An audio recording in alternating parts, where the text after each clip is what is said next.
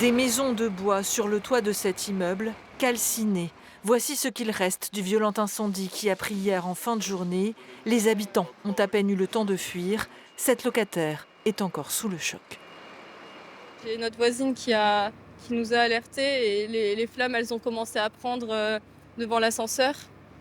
C'est monté à 3 mètres en 2 secondes et on a été obligés de se réfugier chez la voisine.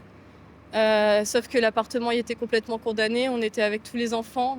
On a dû sauter par le parapet et essayer de rejoindre les autres paliers pour se sauver. Physiquement, on n'a rien, mais on a nos animaux qui sont restés à l'intérieur. Le feu impressionnant est parti très vite, renforcé par le vent, et les habitants s'interrogent sur d'éventuels dysfonctionnements. On n'a eu aucun signal d'alarme, rien du tout. On était encerclés par les flammes, on n'avait plus d'issue de secours, ce qui nous a étonnés d'ailleurs. Et on n'a pas d'extincteur, rien là-haut, alors que c'est des maisons en bois. Enfin, on ne comprend pas ce qui s'est passé et pourquoi c'est parti aussi vite. Et on a même déjà contacté un avocat pour tout vous dire.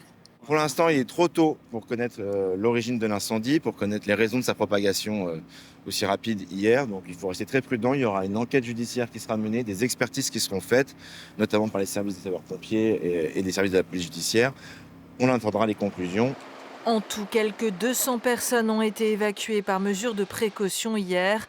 La plupart ont regagné leur logement ce soir, mais 5 familles avec enfants ont vu leur maison détruite et doivent être durablement relogées.